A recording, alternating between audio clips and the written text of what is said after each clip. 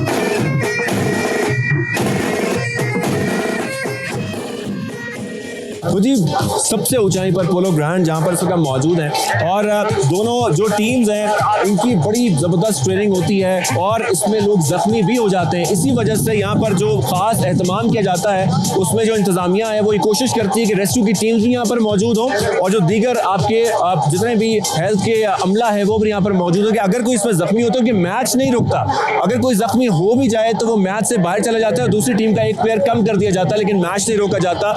ये इस गेम का रूल है, इसी तरीके से गेम को खेला जाता है। अभी ये मैच खत्म हो चुका है, इसीलिए जो तमाम शायकीन हैं वो इकट्ठे हो रहे हैं और हम भी चलकर देखते हैं कि क्या स्कोर बना है, कहाँ तक मैच पहुंच रहा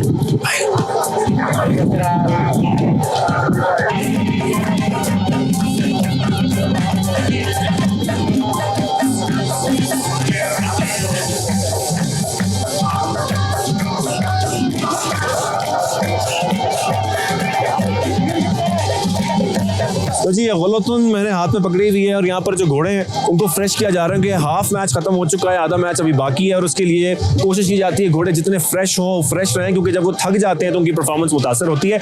यहाँ पर जो तमाम ऑडियंस है उस वक्त बीच में मैदान के आ चुकी है। मुख्तलिफ घोड़े हम देख रहे हैं, चित्राल के भी हैं, गिलगित के भी हैं, जिनको कोशिश की जा रही है, शरबत पिलाए जा रहे हैं, पानी पिलाए जा रहे हैं, जो उनका एक मखसूस एक आइटम होती है जो उनको पिलाई जाती है वो पिलाई जा रही है। वो हम पूछने की कोशिश भी करेंगे, जानने की कोशिश भी करेंगे इनको क्या पिलाया जाता है, क्या खिलाया जाता है। जब घोड़े को फ्रेश करते हैं आप लोग तो क्या पिलाते हैं, क्या खिलाते हैं इनको? अभी बीच में ब्रेक में पानी पिलाते हैं, सुबह कुछ नहीं पिलाते, खाते क्या है? अच्छा अभी आप खेल रहे थे मैच? नहीं, मेरा भाई खेल रहा है। अच्छा ठीक है, इधर आ रहा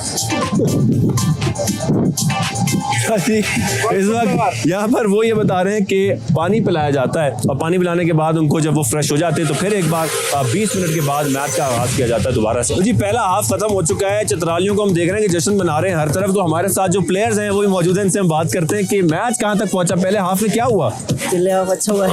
अच्छा ठीक है, कोशिश करेंगे कि दूसरे हाफ 3 गोल की बढ़तरी है अभी चित्राल को। अच्छा सेकंड हाफ में फिर आपके पास कितना टाइम होगा गोल करने के लिए? 25 मिनट होंगे। कोशिश की जाएगी गिलगित को रोका जाए या गोल करने की? रोका भी जाए और साथ साथ स्कोर भी किया जाए। इतना खतरनाक खेल है, जख्मी भी हो जाते हैं। आप कभी जख्मी हुए? जी मेरा नाक में फ्रैक्चर है। वो खौफ नहीं आता, कोई डर नहीं लगता? हमारे खून में जज्बा क्या होता है जब गेम खेल रहे होते हैं? जीत का ही जज्बा होता है। जीत का जज्बा होता है। आपका नाम? सॉरी, जियाउल्लाह साहब जो चित्राल की टीम से हैं और ये अभी जीत कर आए हैं। अनवार भाई हमारे साथ मौजूद है जो भी चित्राल की टीम से। अनवार भाई से हमारी बड़ी सी दोस्ती भी हो गई है। अनवार भाई जरा बताएं ना कि कितना खतरनाक खेल है ये पोलो। सर पोलो अगर आपके पास अच्छा घोड़ा है तो कोई खतरनाक नहीं है। पहले खतरनाक इसलिए था कि आपके पास सेफ्टी की चीज़ें नहीं थी। अभी तो बंदा ये है कि पूरी किट में आता है, आपके पास सारी चीज़ें होती है। तो बाकी ये है कि जख्म तो खेल का हिस्सा है और हमें तो कोई इस तरह के कोई सितारा इम्तियाज़ कोई तमगा नहीं मिलता। ये चोटें हैं जो हमारे पास, ये है कि किसी को दिखाने के लिए हमारे पास स्टार्स है जो हमारे हम रखते हैं। यही आप लोगों का तमगा है जो सब लोग यहाँ इकट्ठे होते हैं ना, यही बहुत बड़ा एजाज है। मुझे ये बताइएगा कि ये जो घोड़े हैं और जो खिलाड़ी हैं इनकी ट्रेनिंग कैसी होती है? आप लोग कितनी ट्रेनिंग करते हैं? सर ये लाइफ टाइम एक्सपीरियंस है। हम जब आंखें खोलते हैं, जितने अभी जिया भाई ने बात की, तो हमारे घरों में हम जब आंखें खोलते तो हमारे घरों में घोड़े बंद हुए होते। तो स्कूल के दिनों में हमें खेलने नहीं देते, कॉलेज के बाद हमें फ्री हैंड होता है अच्छा यूनिवर्सिटी में, तो फिर हम खेलते हैं इसको। ये है कि इसको तो ऊपर हमारी ट्रेनिंग होती है, सीनियर प्लेयर्स हम सीखते हैं, वो सिखाते हैं कि अगर आप गलत शॉट खेलते तो आप जानते हैं क्या इस तरह आपने खेला, इसको इस तरह करो। तो इस तरह हम चीज़ों को सीखते हैं, एक दूसरे से सीखते हैं। जरा हमारी ऑडियंस को ये बता दें कि मोटे मोटे इसके रूल्स क्या होते हैं, या रूल्स कोई होते हैं या बिल्कुल फ्री आपकी ये गेम होती है? सर ये फ्री स्टाइल है लेकिन इसमें रूल्स है। आप समझे कि आप एक घोड़े के ऊपर सारा गेम खत्म करेंगे, ये इसका पहला रूल है। अच्छा, जैसे फ्री घोड़ा तब्दील नहीं कर सकते, वो जख्मी हो कुछ भी हो, भले घोड़ा गिर जाए कुछ भी हो जाए, आप घोड़ा नहीं ला सकते बस। ठीक है, तो एक तो ये रूल हो गया। दूसरा रूल ये है कि आप 6 बंदों के टीम खेलते हो, इंटरनेशनल में 4 बंदे खेलते हैं। ठीक है, तो ये एक डिफरेंट है इसमें। बाकी आप बॉल को पहले ये होता था कि आप कैच करें तो बॉल भगा के गोल के अंदर से आप ले जाके गोल होता था। अभी वो नहीं, आप बॉल जहाँ से आप कैच करेंगे उधर से बॉल थ्रो करेंगे। तो ये कुछ रूल्स है इसके अंदर, लेकिन रेफरी नहीं है मैच में। अच्छा, इसमें कोई रेफरी नहीं होता? कोई रेफरी नहीं, जो क्राउड है वही रेफरी है, वही फैसला करते हैं, शोर मचाते हैं जो है यही बता रही होती है। हम देख रहे थे जब गोल हुआ था चित्राल का, तो चित्राली शोर मचा रहे थे, शोर मचा के दिखाएं क्या शोर था जब गोल हुआ था। तो ये वाला शोर हम सुन रहे थे ऑडियंस में से, जब गिलगित का गोल होता है तो वहां से शोर किया था। अनवर भाई थैंक यू सो मच, बहुत अच्छा लगा, आपसे मुलाकात करते रहेंगे, आगे गेम बाकी है अभी, ठीक है, बहुत शुक्रिया। जितना खतरनाक खेल है, जिस तरीके से यहाँ पर फ्री स्टाइल पोलो खेली जाती है, उसमें बहुत से लोग जख्मी होते हैं। जब हम प्लेयर से बात करते हैं बता भी रहे थे कि उनकी नाक टूट चुकी है, किसी की टांग फ्रैक्चर हो जाती है, बड़े बड़े जो वो है चोटें हैं वो लग जाती हैं। लेकिन ऐसे में इंतजामिया की जिम्मेदारी थी कि यहाँ पर कुछ ऐसा इंतजाम किया जाए कि रेस्क्यू की टीम्स मौजूद हों, जब तक मैचेस खेले जा रहे हैं यहाँ पर रेस्क्यू की टीम्स मौजूद हों। ऑक्सीजन की कमी भी है, वैसे भी किसी की तबीयत खराब हो जाती है, कोई जख्मी भी हो जाता है, तो ऐसे में रेस्क्यू टीम्स के पास क्या फैसिलिटी है, यहाँ पर क्या सहूलियात वो दे रही है और किस तरीके से वो तैयार रहते हैं, उनसे बात करते हैं। अस्सलाम वालेकुम, कैसे आप? ठीक ठाक हैं? क्या नाम है आपका सर? गेम बड़ा खतरनाक है, हमने देख लिया है जिस तरीके से मैचेस हो रहे हैं चित्राल गिलगित के। ऐसे में क्या कोशिश की जाती है रेस्क्यू 122 की जानिब से कि सबको प्रॉपर सहूलियात दी जा सके, अगर कोई जख्मी होता है तो उनको तबी इमदाद मिल जाए? जी बिस्मिल्लाहिर्रहमानिर्रहीम। ये हमारे पास अभी एक एम्बुलेंस हमारे यहाँ पर इंस्टीट्यूट है, उसके साथ जो एक्सपर्ट हमारे इमरजेंसी मेडिकल टेक्नीशियन जिसको हम EMTs कहते हैं, वो भी उसके साथ मौजूद होते हैं। कोई भी कैजुअलिटीज होती है, कोई मतलब जख्मी भी होता है तो उसको हम क्या करते हैं, पहले तो हमारे एम्बुलेंस में ही वो सब चीजें वहाँ पर मौजूद, सारा सेटअप बना हुआ है। फिर भी अगर कोई जनरल मसला हो तो यहाँ पर कैंप बने हुआ है, मेडिकल कैंप, वहाँ पर अच्छा मेडिकल कैंप में वहाँ पे डॉक्टर्स अवेलेबल है, डॉक्टर्स भी मौजूद है। अच्छा, तो वहाँ पर हम शिफ्ट कर देते हैं। और बाकी हमारे पास एक फायर टेंडर भी है, अल्लाह न करे कहीं पर आग लग जाती है तो फिर वो उसके साथ DR से। इस जगह के बारे में कहा जाता है कि यहाँ पर ऑक्सीजन की बड़ी कमी है, अक्सर जो प्लेयर्स हैं या दीगर लोग हैं उनको ऑक्सीजन की कमी हो जाती है, तो ऐसे में आप लोग के पास क्या इंतजाम आता है? जी ये इसकी हाइट बहुत ज्यादा होने की वजह से ज्यादातर लोगों का यही मसला होता है कि सांस का मसला होता है, तो इसके लिए हमारे पास ऑक्सीजन सिलेंडर होते हैं हमारे एम्बुलेंस में, वो हमारे जो EMTs होते हैं वो एम्बुलेंस में ही लगा देते हैं।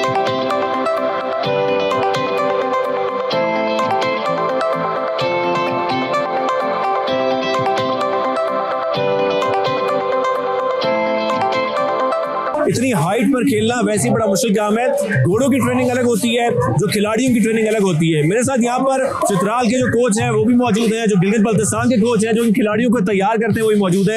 इनसे बात करते हैं, जानने की कोशिश करते हैं किस तरीके से खिलाड़ियों की ट्रेनिंग की जाती है। अस्सलाम वालेकुम, कैसे हैं आप? आफ्ताब साहब खैरियत से? ठीक ठाक है सब। बड़ा एक कांटे का मुकाबला होता है चित्राल का और गिलगित का, ये क्या ट्रेनिंग दी जाती है इनको?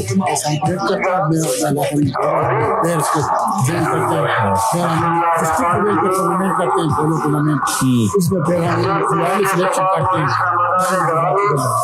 अच्छा, हम जैसे देख रहे हैं कि कुछ हमारे जिक्र भी कर रहे थे कि हमारी जो ट्रेनिंग है वो तकरीबन स्कूल के वक्त से शुरू हो जाती है, क्या ऐसा ही है? नहीं सर, हमारा चित्राल में और GB में ये फ्री स्टाइल पोलो है। फ्री स्टाइल पोलो, इसमें नीचे जो पोलो होता है इसमें काफी फर्क है। अच्छा, उसमें काफी सारे पाबंदी हैं। अच्छा, इसमें फ्री स्टाइल का मतलब ये बंदा स्टिक से स्टिक को मारता है और घोड़े से हिट करके घोड़े को मारता है, तो घोड़ा गिर भी जाता है और फिर कभी कभार जख्मी भी हो जाता है, तभी वो आउट नहीं होगा। ये इसका हिस्सा है, फ्री स्टाइल पोलो का फ्री स्टाइल का यही पोलो का हिस्सा है। अच्छा, ये जब से मैचेस होते आ रहे हैं, थोड़ा सा मैं जानना चाह रहा हूँ इसकी हिस्ट्री में, कब से चित्राली टीम्स खेलती आ रही हैं ये मैचेस? सर मेरे इल्म के मुताबिक सबसे पहले 1914 में यहाँ मैच हुआ, 1914 में, और ये मुगलों की गेम हुआ करती थी। फिर 1936 में गेम हुआ। अच्छा, 36 से बकायदा ये मैदान कायम कर दिया गया था।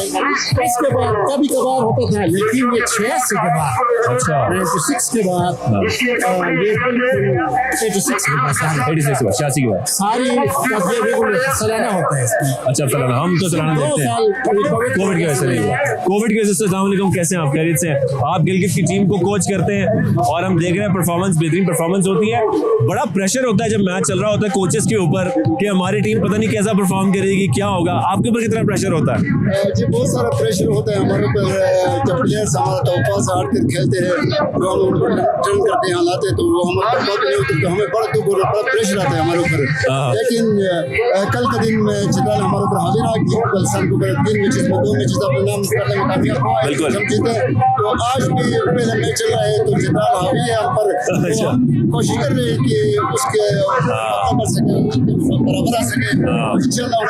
कोचेस का बड़ा किरदार होता है कि खिलाड़ी जो है ना वो असाब पर भी काबू रखें, उनके ऊपर प्रेशर ना आए, इसके लिए आप लोग क्या करते हैं खासतौर पर? जी हम उनको यही कहते हैं कि आप होश हवास में जज्बे से होश हवास में खेलें, होश हवास में खेलें, लेकिन होश हवास होना जरूरी, जोश से खेलें लेकिन होश से खेलें। बहुत शुक्रिया, बड़ी मेहरबानी, थैंक यू वेरी मच। तो एक तरफ तो पोलो का शो चल रहा है, लेकिन दूसरी तरफ एक और शो भी चल रहा है जो कि रक्स का शो है, और रिवायती जो रक्स है वो किया जाता है। चित्राली हो, गिलगित हो, जब वो ऑडियंस से बैठे होते हैं मैच के बीच में, इस किस्म के रक्स किए जाते हैं। सब इकट्ठे होते हैं ऑडियंस के अंदर और फिर नाच रहे होते हैं, डांस कर रहे होते हैं। आप किस टीम को सपोर्ट कर रहे हैं? मैं गिलगित की टीम को सपोर्ट कर रहा हूं। गिलगित की टीम को। ये गिलगित से है, कुछ चित्राली है, सब मिलजुल कर यहाँ पर रक्स हो रहा है और साथ में है वो बहुत सारे यहाँ पर मुख्तलिफ म्यूजिशियन जो है वो भी मौजूद हैं। ढोल भी है, ढोल की थाप भी है और इसी पर रक्स किया जा रहा है।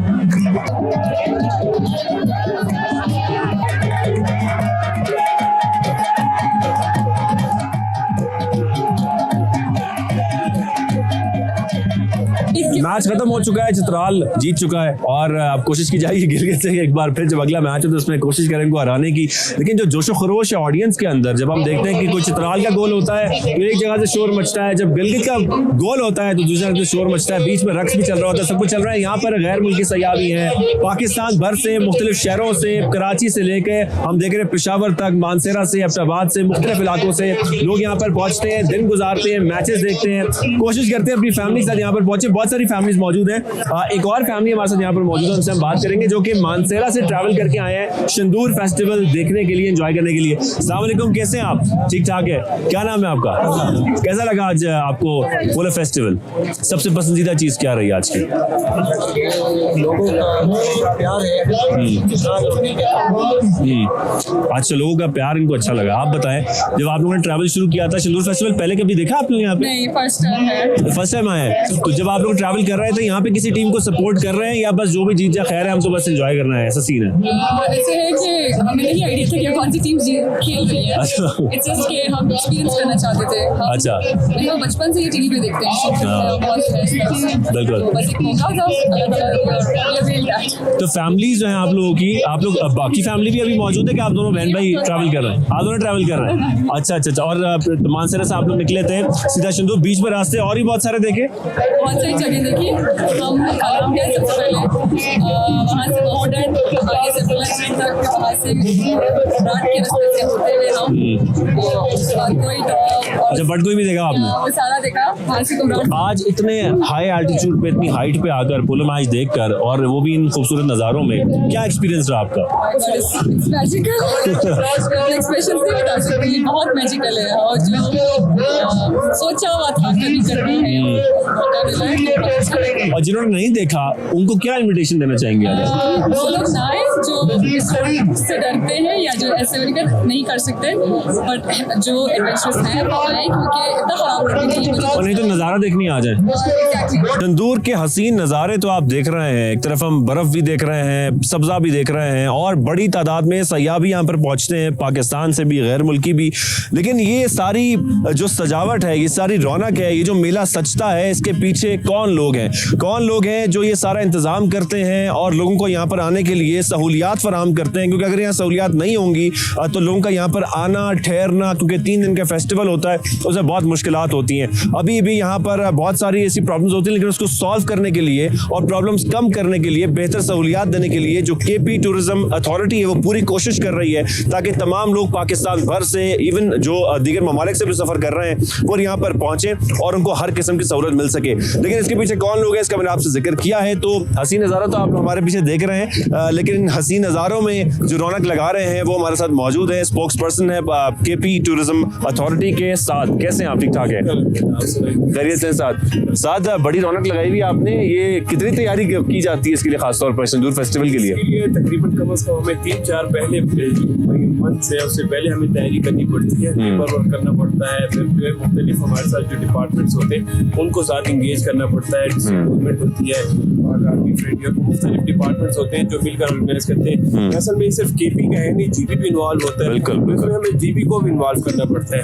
फिर इसके साथ साथ इसकी हमें प्रमोशन करनी पड़ती है। सिर्फ ये नहीं है कि सिर्फ इन लोगों का मेला हो, कम से कम लोगों को भी यहाँ बुलाना है, जिसका मकसद ये हमारा कि भाई खेल नहीं है, दूसरों को फरोग देना है। उसके लिए फेस्टिवल है पूरा। ताकि उस फेस्टिवल में मैं देख रहा था, क्योंकि मैं पहली दफा विजिट कर रहा हूँ शंदूर फेस्टिवल, कि यहाँ पर सिर्फ पोलो मैचेस नहीं है, यहाँ पर और भी बहुत सारी चीजें हैं आसपास। जैसे कि हम देख रहे थे, खाने पीने का पूरा इंतजाम किया जाता है, फिर खेमे लगते हैं, लोग स्टे करते हैं, रात की म्यूजिकल नाइट्स होती हैं यहाँ पर, उसका अरेंजमेंट भी किया जाता है। बिल्कुल ऐसा, इसमें 3 दिन का ये इवेंट होता है और इसकी अब की डेट्स जो चलती आ रही है वो 7, 8, 9 है। बिल्कुल, मगर हमने ईद उल अज़हा को देखते हुए हमने उसको आगे किया था।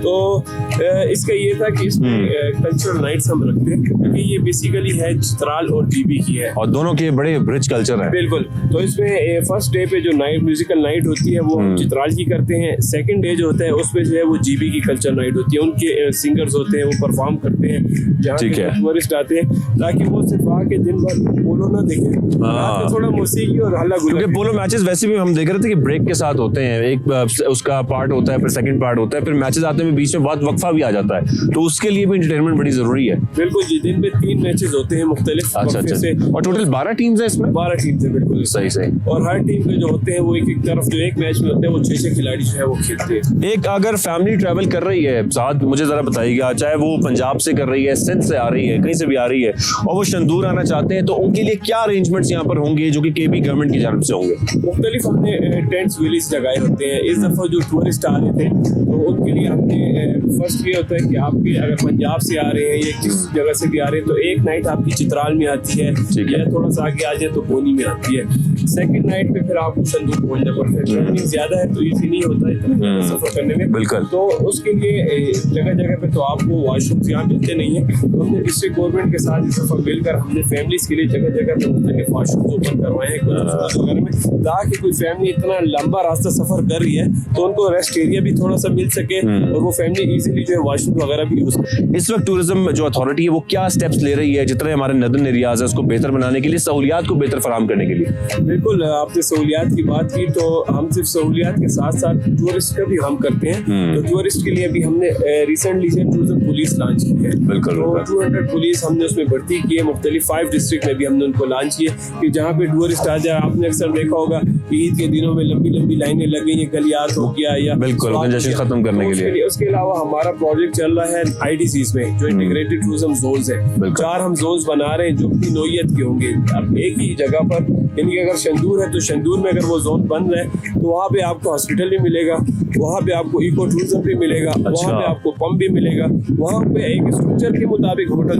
ये नहीं होगा जैसे आप देखते हैं आप इस जगह पर पुराने जो हमारे एरियाज हैं उन पे चले जाए तो बस बिल्डिंग्स खड़ी हो गई, वो चीज नहीं होगा। एक तरतीब वाइज करेंगे कि एक आपको एक मॉडल, कुदरत को नुकसान भी ना पहुंचाया जाए और सहूलियत ऐसी दी जाए कि लोग जो आए उनको फैसिलिटेट किया जाए ताकि वो इजीली स्टे कर सकें, उनको तमाम चीजें मिल जाए वहाँ पर। ये इसकी हमने अभी मिसाल हमने एक आइडिया शो किया था जो हमारे कैंपिंग पॉट्स का प्रोजेक्ट था। उसमें हमने इको टूरिज्म को बहाल, हमने उसमें इलेक्ट्रिसिटी नहीं रखी, हमने सोलर पे उसको चलाया, तो वो हमारा बड़ा हिट प्रोजेक्ट गया। फिर हमारे CM KP ने उनको मजीद बढ़ाया, 10 साइट्स पे हमने बनाया, तो हम उनको 20 साइट्स पे लेके जा रहे हैं। अच्छा। और एक बात मैं ऐड करता चलूंगा शंदूर के हवाले से, अगर आप देखें तो यहाँ पर एक पूरा बाजार लगा होता है, बिल्कुल खाने पीने का। तो वो सिर्फ ये नहीं है कि आप आए बेला देखा खत्म हो गया, यहाँ से जो लोकल्स होते हैं वो बाकायदा आते हैं यहाँ पर अपना बाजार लगाते हैं। बिल्कुल, तो उससे उनका रिजल्ट की अपनी कमाई होती है, अपना रोजगार उनसे जुड़ा है। वो अपनी चीजें, बिल्कुल हम ये साथ सही कह रहे हैं। हम देख रहे थे कि बाकायदा पूरा एक शहर आबाद होता है जिसमें एक तरफ खेमे हैं, एक तरफ पोलो ग्राउंड है जहाँ पर मैचेस हो रहे हैं, और एक साइड ऐसी है जहाँ पर लाइन से आपको खाने के स्टॉल्स मिलेंगे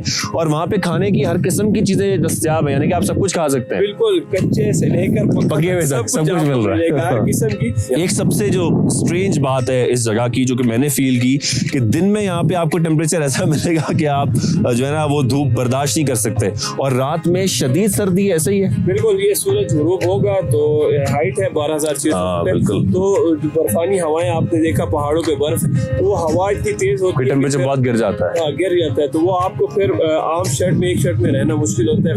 आपको स्वेटर वगैरह पहनना, चादर पहननी पड़ेगी ताकि आप आराम से सर्दी को बर्दाश्त सके। साहब देखो हमने पकड़ा हुआ है, हम के साथ आगे भी निकल रहे हैं और कोशिश करते हैं जितने नज़ारे देख सकते हैं हसीन वो देख लें, तो आप लोग थोड़ा सा इंतजार करें, आगे और ही बहुत कुछ हमने आपको दिखाना है।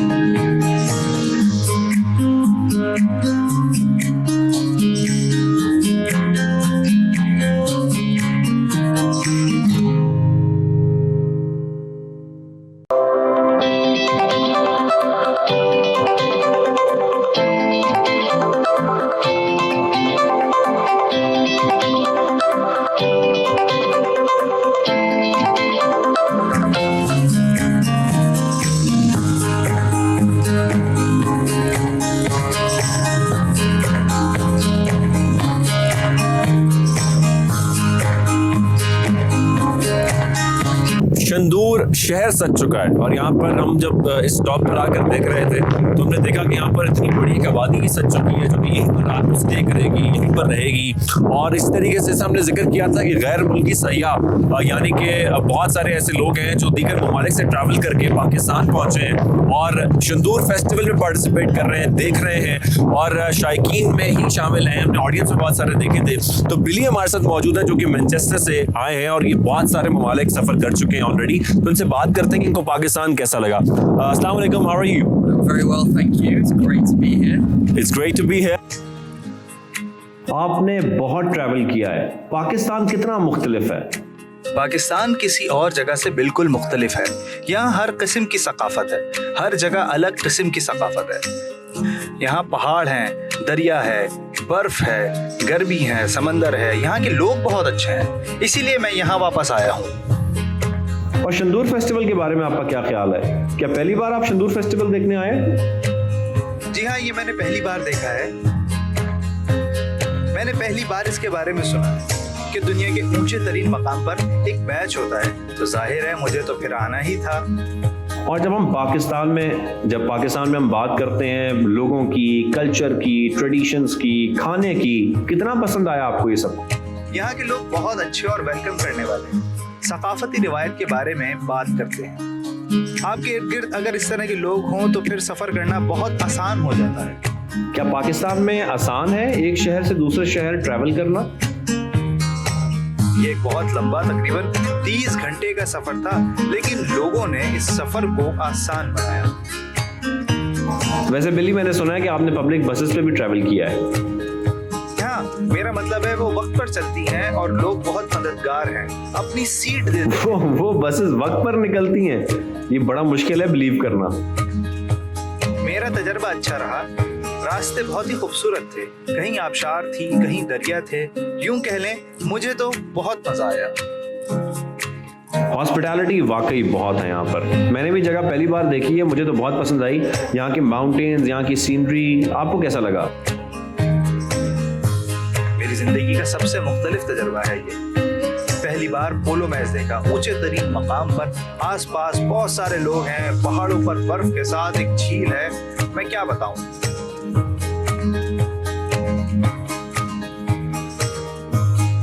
और पाकिस्तान में आपको किस किस्म का खाना पसंद आया? खाना अच्छा लगा। मैंने चिकन कढ़ाई और मटन कढ़ाई खाई। मटन या चिकन? मुझे चिकन ज्यादा अच्छी लगी। लोग ये जानना चाहते हैं कि आपने अभी तक क्या ट्राई किया है यहाँ पर। दाल खाई, चने खाए, बिरयानी भी खाई, बल्कि सड़क के किनारे खड़े लोगों के पास जाकर पूछा कि आपके पास क्या है, और जो कुछ भी मिला मैंने खा लिया। बहुत अच्छा लगा बिली आपसे मुलाकात करके और उम्मीद करता हूं कि आप इस फेस्टिवल को बहुत एंजॉय करेंगे। Thank you very much. Very much Billy. ये नज़ारे तो आप लोग देख रहे हैं जहां पर कहीं बर्फ पड़ी है, कहीं हमें लेक नजर आ रहा है, लेकिन एक नज़ारा और भी है जो इस वक्त मेरे पीछे आप लोग देख सकते हैं। ये खूबसूरत नज़ारा, क्योंकि कहीं पर भी ऐसा शहर नहीं कायम किया जाता जहां पर एक फेस्टिवल के लिए पूरा शहर कायम होता है 3 दिन के लिए, जहां पर क्या नहीं है। यहाँ पर आपके पास खेमे हैं, यानी कि आपके पास रिहाइश है, यहाँ आप स्टे कर सकते हैं। यहाँ पर खानों के लिए मेरी इस साइड पे एक पूरी फूड स्ट्रीट है। उस फूड स्ट्रीट के अंदर आपको कच्चे खानों से लेके पके हुए खाने तक हर चीज दस्तयाब है। आप कढ़ाई भी खा सकते हैं, आप जलेबियां भी खा सकते हैं, मीठे के लिए भी यहाँ पर सब कुछ मौजूद है। तो इस तरह का शहर आबाद किया जाता है जहां पर बहुत सारे लोग, गैर मुल्की लोग, पाकिस्तानी मुख्तलिफ शहरों से, इवन कराची से लेके यानी कि सतह समंदर से लेके यहाँ तक पहुंचते हैं और पहुंचने के बाद इस शहर को एक्सपीरियंस करते हैं जहां पर ये पोलो फेस्टिवल सजाया जाता है। शायकीन में हम देख रहे थे कि बहुत सारे लोग मौजूद थे जो कि मुख्तलिफ शहरों से यहाँ पर पहुंचे थे, लेकिन इस शहर की बहुत सारी वैसे तो खुसूसियात हैं, लेकिन कुछ खुसूसियात जिनका हम जिक्र कर रहे हैं कि यहाँ पर इतना ऑर्गेनाइज सिस्टम बनाया जाता है टूरिज्म डिपार्टमेंट की जानिब से कि यहाँ पर अगर आप खेमे में स्टे कर रहे हैं तो आपके पास वॉशरूम की फैसिलिटीज भी हैं, खाने पीने की फैसिलिटीज भी हैं। वो तमाम फैसिलिटी हैं जो एक शहर के अंदर होनी चाहिए, खाने से लेकर रहने तक की। और यहाँ पे आप लोग अपनी फैमिलीज के साथ भी आ सकते हैं। बहुत सारी फैमिलीज हम यहाँ पर देख रहे हैं जो ट्रैवल कर रहे हैं और ये मुख्तलिफ खेमों में स्टे कर रहे हैं। कहीं पर खेमे खेमे लगे हैं जो कि टूरिज्म डिपार्टमेंट के हैं, कई लोगों ने अपने प्राइवेटली लगाए हैं, कोई 2 लोगों के लिए, कोई 10 लोगों के लिए। लेकिन इस किस्म के खेमे क्योंकि दिन में यहाँ पर बहुत शदीद गर्मी होती है और शाम होते ही मौसम सर्द होना शुरू हो जाता है, मुझे अब इसमें ठंड लगना शुरू हो गई है और अब से कुछ देर बाद यहाँ पे टेम्परेचर तकरीबन 3 to 4 के अराउंड हो जाएगा, जो कि शदीद ठंड होगी और उसके लिए फिर आपको जैकेट्स और हर चीज़ आपके पास इंतजाम होना चाहिए। लेकिन इंतजाम यहाँ पर भी है, अगर आप लोग अपनी तमाम चीज़ें नहीं लेकर आ रहे तो यहाँ पर खेमों में रहते हुए आपको कंबल भी फराहम किया जाएगा, आपको रज़ाई मिल जाएगी, आपको वो तमाम चीज़ें मिल जाएंगी जो कि यहाँ पर गुजारा करने के लिए, रहने के लिए काफ़ी हैं। आप 3 दिन गुजार सकते हैं, 3 दिन एंजॉय कर सकते हैं। शंदूर फेस्टिवल हम तो एंजॉय कर रहे हैं, लेकिन ये शहर देख के मैं बड़ा एंजॉय कर रहा हूँ। पोलो फेस्टिवल शंदूर की जो सबसे अच्छी बात मुझे लगी वो ये है कि अगर आप उस शहर से बाहर भी निकलते हैं और कुछ सुकून करना चाहते हैं तो आसपास इतने नज़ारे हैं और इतनी खूबसूरती है कि आप कहीं पर भी लेक देख सकते हैं, कहीं पर आप पहाड़ों का नज़ारा कर सकते हैं। और ऐसे ही हम देखते हैं कि बहुत सारे लोग आते हैं जो कि फ़ोटोग्राफी कर रहे होते हैं और हम उनकी पिक्चर्स देख रहे होते हैं टेलीविज़न पर, कभी हम देखते हैं उनकी सोशल मीडिया पर, डिजिटल मीडिया पर। एक पिक्चर खींचना कितना मुश्किल काम है। मैं जब लेक आया तो मैंने देखा कि यहाँ पर एक ऑलरेडी फ़ोटोग्राफर मौजूद है जो कि यहाँ की जो लैंडस्केप है वो कैप्चर कर रहे हैं। हम थोड़ा इनको इंगेज करते हैं, इनको थोड़ा तंग करते हैं, उनसे जानने की कोशिश करते हैं कि लैंडस्केप्स की फोटोग्राफी किस किस्म की होती है। अस्सलाम वालेकुम। वालेकुम सलाम। कैसे हैं आप? ठीक ठाक हैं? तंग तो नहीं किया मैंने आपको? अच्छा, मैं आपको लदा हुआ देख रहा हूँ बहुत सारे कैमरास के साथ। तो ये इतने कैमरास लेकर ही आप जाते हैं जब फोटोग्राफी करनी होती है? देखें, लोग तो आमतौर पर कुछ सीनरीज की पिक्चर्स देखते हैं तो वो समझते हैं कि बड़ा इजी काम है, लेकिन ये बहुत मुश्किल है। सर्दी देखें कितनी पड़ रही है इस वक्त, और हमें वो क्या कहते हैं कि गर्मी को भी चखना पड़ता है और साथ साथ सर्दी के भी मजे लेने पड़ते हैं। हम मुख्तलिफ इकसाम की तस्वीर देखते हैं सोशल मीडिया पर, डिजिटल मीडिया पर। ये तस्वीर ज़रा बताइएगा, आप किस किस्म की फोटोग्राफी करते हैं? लेकिन मैं तो बेसिकली नेचर फोटोग्राफी करता हूँ। अच्छा, नेचर इस पे ज़्यादा मेरा तवज्जो रहती है। इसके अलावा भी हम फोटोग्राफी करते रहते हैं। मुझे हैरानगी पता किस बात की हुई कि सारा शहर तो उधर आबाद है, लेकिन एक शख्स को मैं देख रहा था जो अकेला यहाँ बैठा था पत्थर के ऊपर, अब फोटोग्राफी कर रहा था। ये फोटोग्राफर्स अकेलापन पसंद करते हैं? बिल्कुल, कभी कभी उनको लोगों से हट के भी काम करना अच्छा लगता है। मैंने ये सुना है कि आपने कई जगहों पर ट्रैवल भी किया है, आप अकेले ट्रैवल भी करते हैं और कुछ बर्फानी इलाकों में भी आप अकेले जा चुके हैं? जी बिल्कुल, मैं काफ़ी बड़े ट्रैक्स कर चुका हूँ, जिसमें से एक ट्रैक 2015 में मैंने किया था अपर दीर से लेके कश्मीर ताओबट तक। वो 56 डेज का था, कंटिन्यूसली 56 डेज का था। तो वो मैंने एक बड़ा किया था, ट्रैक किया था। इसके अलावा मैं यहाँ पे एक गांव है लासपुर, अगर आप लासपुर से पर आते हैं तो बड़ा खूबसूरत सा गांव है। यहाँ से एक रास्ता निकलता है पहाड़ों के बीच में से, जो उतरता है जाके महूडन में। अच्छा। स्वात के अंदर बड़ा खूबसूरत एरिया है। स्वात में उतरता है वो जाके? जी हाँ, वो स्वात के अंदर। वो कितना लंबा ट्रैक है? वो तकरीबन 7वें दिन में वहाँ महूडन पहुँच गया था। 7वें? नहीं, आप बाय रोड ट्रैवल कर रहे थे? नहीं, वहाँ ट्रैक्स होते हैं। अच्छा, आप सिर्फ ट्रैकिंग कर रहे थे? सिर्फ ट्रैकिंग कर रहा था, तो ये 6 दिन ट्रैकिंग कर रहा, 7वें दिन में वहाँ महूडन पहुंचा। आपकी बातों से मुझे अंदाजा हो रहा है कि जब हम घरों पर बैठ के वो तमाम तस्वीर देखते हैं लैंडस्केप्स की, तो उसके पीछे ये नहीं होता कि गाड़ी में बैठे और यहाँ पहुंच गए और फिर तस्वीर खींच ली। ऊपर इस तरह ट्रैवल करना पड़ता है कि ट्रैकिंग करनी पड़ती है, कई दिन लग जाते हैं एक मकाम पर पहुंचने के, सिर्फ इसलिए कि वो जगह जहाँ पर गाड़ियों के एक्सेस नहीं है, वो जगहें जहाँ पर नॉर्मली फैमिलीज या लोग नहीं ट्रैवल कर सकते, वहाँ पर आमिर भाई जैसे लोग जाते हैं और अपने कैमराज लाद कर जाते हैं और वहाँ जाकर कोशिश करते हैं कि उन नज़ारों को कैप्चर किया जाए, कैमरे की आंख में बंद किया जाए, फिर आप लोगों को दिखाया जाए। तुम चले आओ पहाड़ों की कसम, हमने आगाज में ये लाइन कही थी और कसम है कि आप चले आएं और ये पहाड़ देखें, ये नज़ारे देखें, क्योंकि यहाँ पर जो मैंने एक्सपीरियंस किया, जो मैंने देखा शंदूर फेस्टिवल, उस पूरे शंदूर फेस्टिवल में एक इस किस्म का ख़तरनाक खेल खेला जाता है जो कि बादशाहों का खेल है। वो पोलो फेस्टिवल जिसमें खिलाड़ियों को किसी किस्म का कोई डर नहीं है, वो सब अपने घोड़ों पर सवार होते हैं और निकल पड़ते हैं अपनी जीत की खातिर। यहाँ पर मौजूद हैं शायकीन जो कि बहुत दूर दराज इलाकों से ट्रैवल करते हैं, यहाँ पहुँचते हैं और सिर्फ इसलिए कि वो अपनी टीम्स को सपोर्ट कर सके। इसको बादशाहों का खेल ऐसे नहीं कहा जाता। जब मैं वहाँ बैठा था तो मैंने जो सबसे ज़्यादा चीज़ नोटिस की वो ये थी कि वहाँ पर जो जज्बा था, जो वलवला था अपनी टीम को लेकर, और वहाँ पर जिस तरीके से डेडिकेशन के साथ सब अपनी टीम्स को सपोर्ट कर रहे थे, ये बादशाहों का खेल जो है, इसमें खेल खेल की ये अहमियत थी कि लग रहा था कि मैं कोई पाकिस्तान और भारत का मैच देख रहा हूँ, ऐसा कांटे का मुकाबला वहां पर हो रहा था। और बादशाहों का खेल इसको इसलिए कहा जाता है क्योंकि आज भी इसमें बादशाहों के शहजादे शामिल हैं। आज भी इन टीम्स में जो कप्तान होते हैं वो शहजादे होते हैं, जिनकी निगरानी में और जिनके साथ जो दीगर टीम्स हैं वो शिरकत करती हैं और अपना मैच खेलती हैं। इस खेल का क्या नतीजा निकला वो तो आप लोग जान चुके हैं, लेकिन इस पूरे फेस्टिवल का नतीजा ये निकला कि मैं कन्विंस हो गया हूं कि मैं आप लोगों को कन्विंस करूं कि आप लोग भी इन इलाकों में ट्रैवल करें, यहाँ पर आएँ, यहाँ की सकाफत देखें, यहाँ की रिवायात देखें और ना सिर्फ देखें बल्कि ये पैगाम दुनिया भर में पहुंचाएं। क्योंकि जिस तरह से केपी टूरिज्म अथॉरिटी कोशिश कर रही है टूरिज्म को बढ़ाने की, ऐसे ही हमारा पैगाम भी यही है कि टूरिज्म बढ़ाने के लिए हम सबको मिलजुल कर ये पैगाम दुनिया भर में पहुंचाना चाहिए।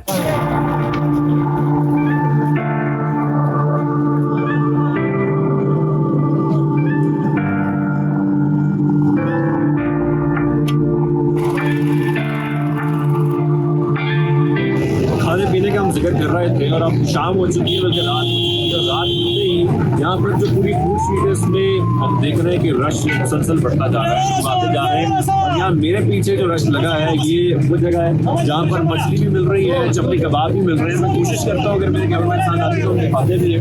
यहाँ पर लाइनें लग चुकी हैं खाने के लिए और एक जगह यहाँ बनाए जा रहे हैं इस वक्त चपली कबाब तैयार की जा रही है। चपली कबाब के साथ देखें ना तो रश बहुत बढ़ता जा रहा है। जितने लोग हैं रात होती है, सारा दिन के थके हुए इस वक्त आते हैं, खाना शाना खाते हैं। इस साइड पे बन रही है मछली।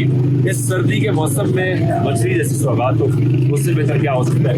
मछली के ऊपर रश है। ये पूरी जो सड़क है सर्दी की स्ट्रीट में, अगर हम पीछे चलें तो हम आपको दिखाते हैं कि पीछे यहाँ पर इतना रश लग चुका है। सिटिंग एरिया उन्होंने प्रॉपर बनाया हुआ है। हम जिक्र कर रहे थे शहर आबाद होता है, शहर ऐसे आबाद होता है। यहाँ पर बाकायदा पूरी सिटिंग है, इसमें लोग आते हैं यहाँ पर बैठ के खाना शाना खाते हैं। इसके बाद खाना खाने के बाद फिर कल दोबारा से आगाज हो जाएगा मैचेस का। मैचेस चल रहे हैं मुसलसल, लोग अपना पूरा दिन गुजारते हैं, फिर रात को खाने पीने के लिए यहाँ आते हैं। उसके बाद फिर म्यूजिकल नाइट भी होती है, इसके मुनाज़िर हम आपको दिखाएंगे।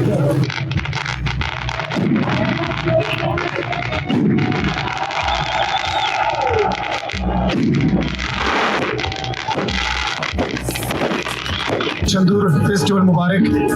मैं एक ब्रुशेस की सॉन्ग गाऊंगा, ये बहुत पुराना सॉन्ग है। बेगम गुजरे, बेगम गुजरे,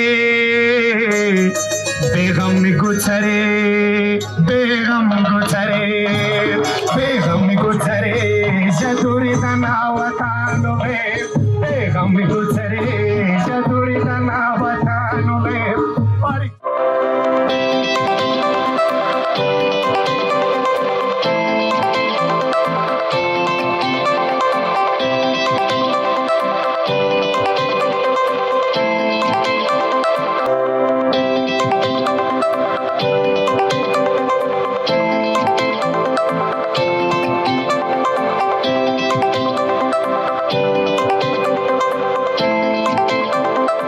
ईद स्पेशल शो में एक बार फिर आपको कहेंगे वेलकम बैक। ब्रेक पर आप लोग गए थे, लेकिन ब्रेक यहाँ पर जो ना वो ईद शो को नहीं लगी माया।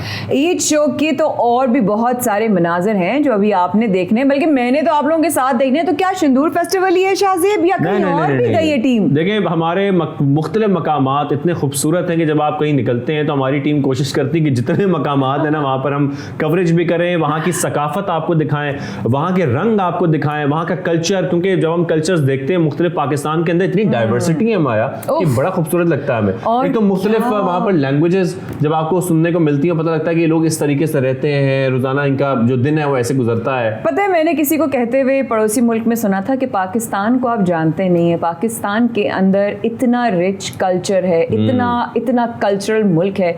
तो जब आपको लगे ना कि आपकी तारीफ कोई गैर मुल्की और वो भी पड़ोसी मुल्क में कोई करे, तो आपका जो ना सर फख्र से बुलंद हो जाता है कि अल्लाह तूने हमारे मुल्क में कितने खूबसूरत मकामात, खूबसूरत मनाजिर, इस जमीन को तूने जो इतना नवाजा है, जब भी तो लोगों की नजरों में आते हैं। तो अब हम यहाँ से कहाँ जा रहे हैं? और आप एक जगह करना भूल गई, खूबसूरत लोग, इतने मेहमान नवाज और इतने प्यार मोहब्बत वाले लोग हमारे पाकिस्तान में बसते हैं माशाल्लाह। लेकिन अब हम रुक कर रहे हैं शंदूर फेस्टिवल। आपने देखा जो बड़ा लंबा ट्रैवल करके हमारी पूरी टीम गई है, वो आपको हमने दिखाया कि वहाँ पर कैसे किस तरीके से सेलिब्रेट किया जाता है और क्या कुछ होता है। लेकिन अब हम रुक कर रहे हैं जरा कैलाश वैली का, क्योंकि कैलाश वैली में जो रंग है वो आप आप सब उससे वाकिफ हैं। वहाँ के पर म्यूजियम भी, वहाँ भी के है। जैसा शाजिब ने कहा लोग भी। तो अब जरा यहाँ से पहले कराची से सिंदूर गए और अब कराची वापस आके जा रहे हैं रास्ते नहीं आते ना, जरा हम कैलाश की तरफ चलते हैं, फिर वापस कराची आएंगे। चले फिर।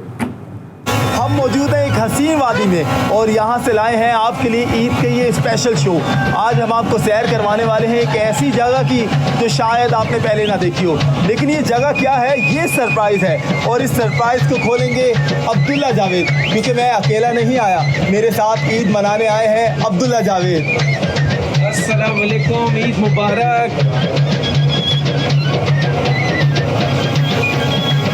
पाकिस्तानियों ईद मुबारक। आज हम एक ऐसी जगह मौजूद हैं जिसको जाना जाता है सकाफ़त से।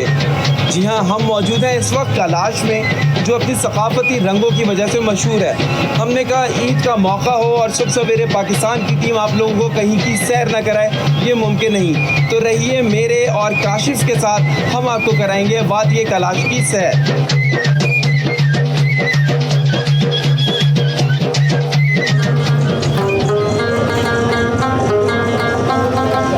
बैकग्राउंड में आपको आवाज़ तो सुनाई दे रही होगी, ये वो आवाज़ है जिसने हमें अपनी तरफ मुतवज्जे किया है। किसकी है ये आवाज़, कौन है जो इतना खूबसूरत रबाब सुना रहा है सबको? आइए आपकी मुलाकात करवाते हैं।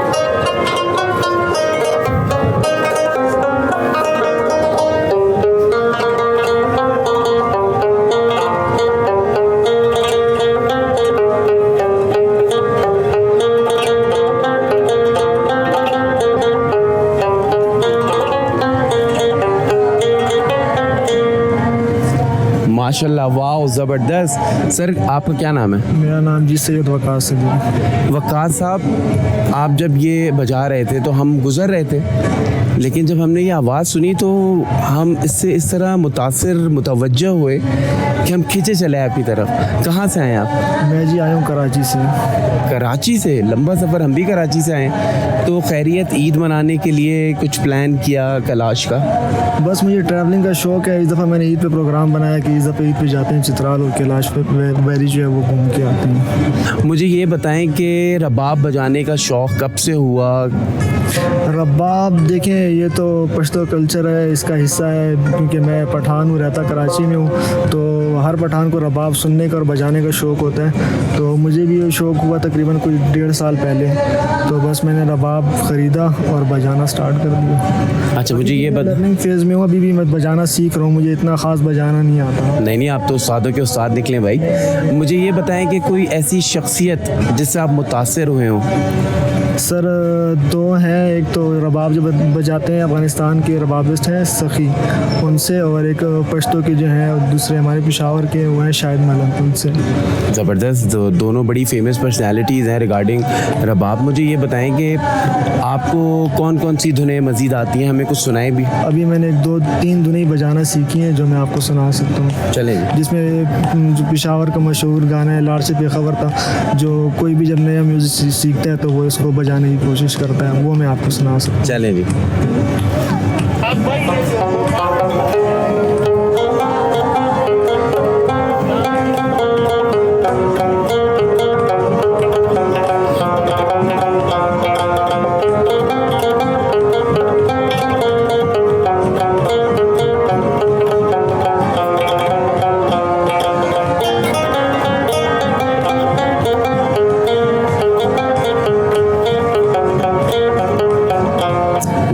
ज़बरदस्त। क्या आपने कभी इर्तुगरुल गाजी की धुन बजाने की कोशिश की?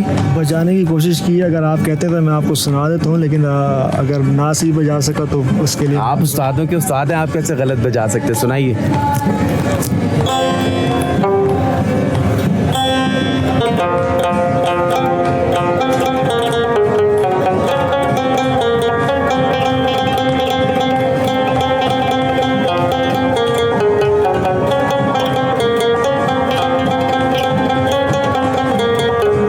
अमेजिंग वकास भाई, अमेजिंग। मुझे बताएं कि कोई ऐसा पैगाम जो आप ईद के मौके पे अपने घर वालों को भेजना चाह रहे हो वादी कैलाश से? देखें, जो यही पैगाम है, जो मेरी तरह ट्रैवलिंग के शौकीन है उनको तो मैं कहूँगा कि वो चाहे ईद हो या जैसे भी त्यौहार हो, वो अपनी ट्रैवलिंग के साथ अपनी ट्रैवलिंग करें, एंजॉय करें मेरी तरह। और जिन लोगों को ट्रैवलिंग का शौक़ नहीं है वो अपनी फैमिली को टाइम दें, क्योंकि यही छुट्टियाँ होती हैं जो फैमिली को टाइम देने के लिए होती हैं। वो अपने बहन भाई, अम्मी अबू, बीवी बच्चों के साथ इस टाइम को एंजॉय करें। वकास भाई, आपसे बात करते हुए एक चीज़ मुझे फ़ील हुई, आप हमेशा से इतना ही धीमा बोलते हैं। जी बिल्कुल। घर में भी इतनी पोलाइट है। जी, मेरी बैटरी थोड़ी सी स्लो है। चलें, ज़बरदस्त, thank you so much for your time. अब चलते हैं हम लोग काशिफ सज्जाद की तरफ, वो कोई एक स्पेशल चीज़ आप लोग को दिखाने वाला है। चलिए मेरे साथ।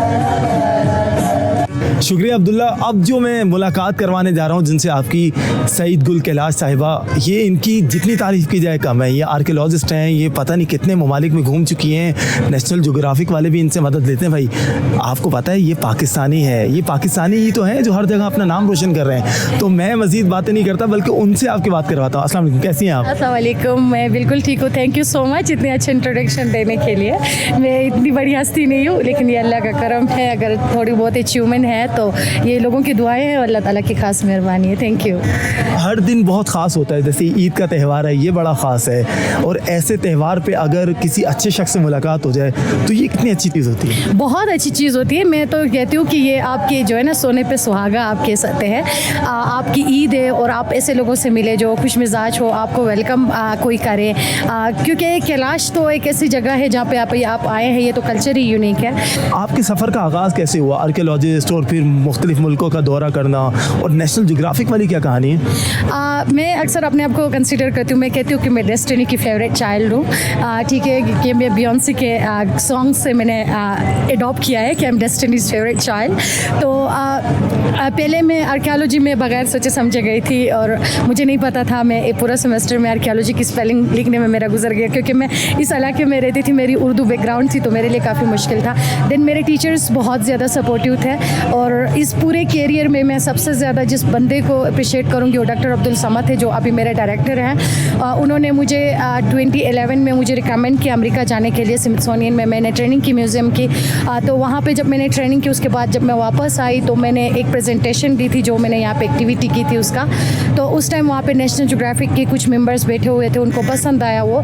देन उन्होंने फिर डॉक्टर समद के मेरे भी प्रोफेसर है डॉक्टर जोनाथन मार्केनायर, उनको लिखा, तो उन्होंने मेरी बहुत तारीफ़ें की कि ये बहुत अच्छी है, ये वो है। तो उन्होंने मुझे 2013 में, I was the first Pakistani as emerging explorer in 125 years of National Geography, इस लिस्ट में वहाँ पे गई, उनका अवार्ड लिया। उसके बाद मैं उनकी मेंबर बन गई, फिर मैं उधर जाती रही, वहाँ पे अपना काम को प्रेजेंट करती रही। ईद के दिन क्या पैगाम देना चाहेंगी पाकिस्तानियों को? मैं पाकिस्तानियों को यही पैगाम दूंगी, मैं कोई बड़ी हस्ती तो नहीं हूँ कि मैं मैसेज दूंगी लोग उसको फॉलो करेंगे, ठीक है, या वो टॉप ट्रेंड पे चलेगा।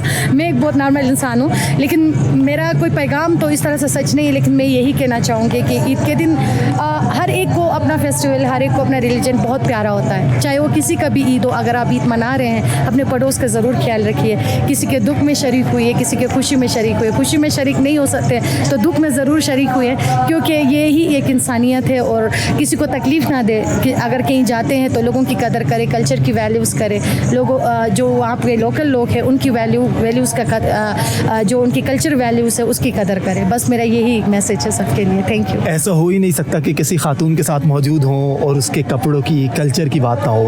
आपके माशाल्लाह बेहतरीन लिबास है, मुझे इसके बारे में कुछ बताएं ना, क्या है, क्या अहमियत है इसकी, और ये जो रंग है ये क्या पैगाम देते हैं? देखिए जी, रंग तो इस तरह है कि एंशिएंट टाइम्स में यहाँ पे इतने कलर्स नहीं होते थे। लोग जो है वो जड़ी बूटियों से कलर्स बनाते थे, लेकिन उनकी डिज़ाइनिंग भी बहुत छोटी सी होती थी। आपने अंदर म्यूज़ियम में देखा होगा, वुलन क्लोथ्स होते थे, वो पूरे साल लगा के लोग बनाते थे। अभी मार्केट में हर तरह के कलर आए हुए हैं, तो हम हर कलर पहनते हैं, क्योंकि स्प्रिंग है ही कलरफुल सीज़न, तो इस कलरफुल सीज़न में हम भी कलरफुल चीज़ें पहनते हैं। लेकिन हम कलरफुल चीज़ों को पहनने का हमारा मकसद ही खुशी को जाहिर करना होता है। हम जब दुख में होते हैं तो हम कलरफुल चीज़ें नहीं पहनते, हम गले में मोती डालना, ये भी एक हमारी कल्चर का भी हिस्सा है, मज़हब का हिस्सा है। Kailash is not only culture, it is not only religion, its culture and religion combine. अगर आप कल्चर को निकालते हैं तो रिलीजन अकेला रह जाएगा, अगर आप रिलीजन को निकालते हैं तो कल्चर अकेला रह जाएगा। तो इसको आप ज्वाइन करके कर सकते हो। आप अगर मैं कैलाश में हूँ तो मैं कैलाश से बाहर जाती हूँ तो वट एवर आई वॉन्ट मैं पहनती हूँ। अगर मैं कैलाश में आती हूँ तो मुझे पूरी कोशिश होती है कि मैं पूरी प्रॉपर कैलाशी अटायर में हूँ। अभी भी मेरी प्रॉपर कैलाशी नहीं है, इसके ऊपर वाला बड़ा केप नहीं है, लेकिन बाकी कंप्लीट है।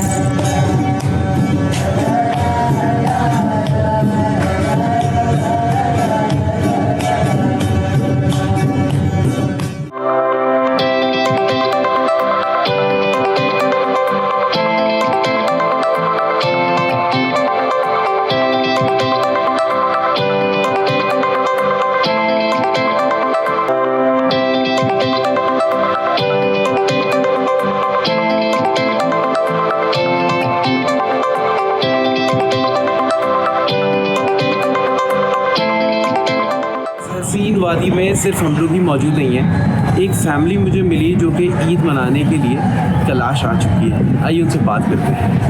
अस्सलाम वालेकुम। जी वालेकुम अस्सलाम। कैसी हैं आप? ठीक है जी। अच्छा, माशाल्लाह आप सर और आपकी साहबजादी तीनों आए हुए, तो ईद का मौका है, पहले तो ईद मुबारक।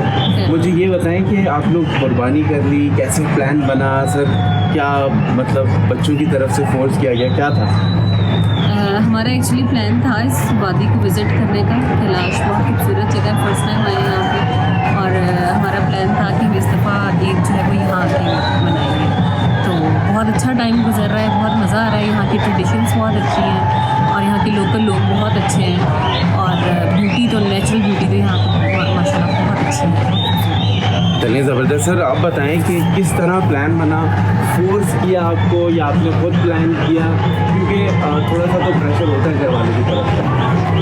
ये घर वालों की तरफ से कोई प्रेशर नहीं, लेकिन मैं जो है ना जी कोशिश होती है कि ईद जो है ना इसी तरह मनाई जाए किसी और जगह पे जाके, क्योंकि शुरू से घरों में तो हम मनाते ही रहे, लेकिन एडवेंचरस प्लेस पे हम जो है ना जी वो नहीं मनाते। तो इस दफ़ा ये प्लान था कहीं निकला जाए, तो फिर हम जो है ना जी हमने कहा चलो हम चित्राल चलते हैं। तो हम फिर कैलाश जहाँ पे आए और यहाँ पे बहुत अच्छा वेदर है, और वाकई हमारा ये डिसीजन जो था ये बहुत अच्छा रहा, सक्सेसफुल। ज़बरदस्त। तो सर बकरी वकरी का क्या आपने किया है? बकरा ज़िबा करेंगे या घर जाके जाएंगे? बकरा हमारा एक्चुअली हम यहाँ नहीं ज़िबा कर रहे हैं, बकरा हमारे इस्लामाबाद में भाई हैं, तो वहीं पे ज़िबा करेंगे। लेकिन हम यहाँ के लोगों के साथ ही मना रहे हैं, अपने फैमिली से मिले, उनके बच्चों से मिले, उनके साथ बड़े अच्छे लोग, पीपल बहुत लविंग हैं।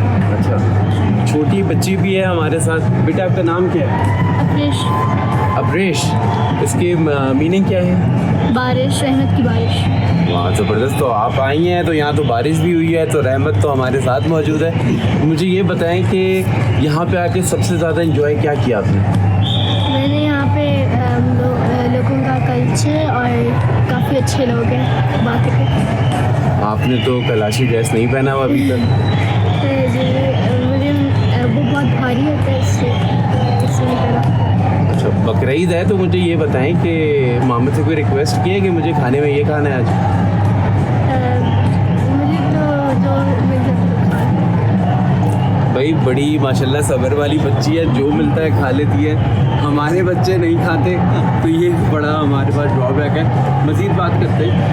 सर मुझे ये बताएं, आप इस्लामाबाद से आ रहे हैं, सफ़र में कोई दुश्वारी, कोई ऐसी चीज़ जो हम बाकी लोगों को बता सकें कि वो चीज़ की एहतियात करें? जी, सफ़र में लोहारी टनल तक तो कोई इशू नहीं, लोहारी से आगे थोड़ा रास्ता डिफ़िकल्ट है, लेकिन स्पेशली जब आप कैलाश की तरफ आते हैं तो पीछे आयोन है एक कस्बा, तो वहाँ से लेके कैलाश तक का रास्ता जो है ना जी वो काफ़ी डिफ़िकल्ट है। समझ लें कि वन वे है, तो गाड़ियाँ एक जगह रुक जाती हैं, फिर एक साइड वाली गाड़ियाँ आगे आती हैं, तो इस तरह करके वहाँ से यहाँ पहुँचते हैं हम। लेकिन ये अगर जगह बहुत जो मेहनत है आपकी वो पूरी हो जाती है, वसूल हो जाती है, वो वसूल हो जाती है कि आप यहाँ पे पहुँचे और फिर यहाँ पे एडवेंचरस जगह देखी। यहाँ पानी बहुत ज़्यादा है, सबसे बड़ा एडवांटेज ये है, उतने वादियों में हम जाते हैं पानी इतना नहीं होता, और यहाँ हर तरफ पानी है, उसकी झरने हैं, आबशारें हैं, तो बहुत ही खूबसूरत प्लेस है। ग्रीन एरिया बहुत ज़्यादा है यहाँ, और फ्रूट बहुत ज़्यादा है, बकसरत है, अखरोट है, सेब है, चेरी है, यहाँ आप देखिए कितने प्लांट इसके लगे हुए, शहतूत है,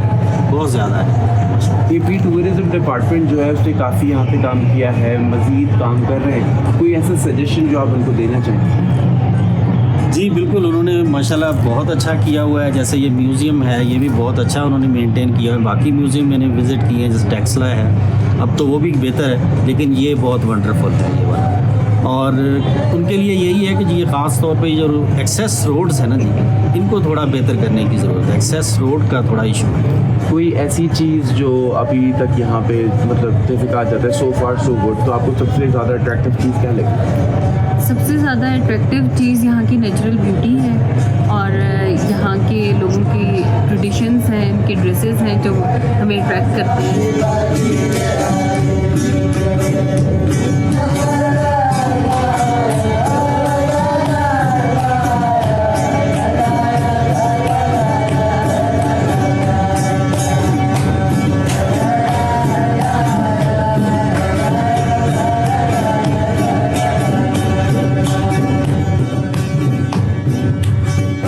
अब जो हम आपकी मुलाकात करवाने जा रहे हैं बड़े दिलचस्प इंसान हैं, फॉरेनर्स में बड़े मशहूर भी हैं। ये बात है क्या, क्यों मशहूर हैं, क्या दिलचस्प चीज़ें हैं, आइए बात करते हैं। हमारे साथ मौजूद हैं कैसर खटक साहब जो कि टूरिज़म डिपार्टमेंट में होते हैं। कैसर खटक साहब, अस्सलाम वालेकुम। वालेकुम सलाम। अब्दुल्ला भाई कैसे हैं आप? ठीक ठाक? मैं बिल्कुल ठीक हूँ। शुरू में ही कोई शेर हो जाए। तुम चले आओ पहाड़ों की कसम, तुम चले आओ पहाड़ों की कसम। ईद का मौका है, घर वाले दूर हैं, बकरीद है, जानवर ज़िबा करना है, बहुत सारी चीज़ें होती हैं। आपको क्या चीज़ वादी कैलाश लेकर आई है? सबसे पहले तो मैं शुक्रिया अदा करना चाहता हूँ चैनल 92 का कि आप इतने दूर से हमारे खैबर पख्तूनख्वा के फार फ्लंग डिस्ट्रिक्ट की एक खूबसूरत वैली कैलाश तशरीफ़ लाए हैं और यहाँ पे आप हमारे साथ ईद उल अज़हा मनाएंगे। आपने जो सवाल पूछा तो इसका जवाब ये है कि मैं तो चूँकि कल्चर एंड टूरिज़म डिपार्टमेंट से हूँ और यहाँ पे आपको पता है कि कैलाश वैली में दोनों कम्युनिटीज़ रहती हैं, कैलाश कम्युनिटी और मुस्लिम कम्युनिटी भी।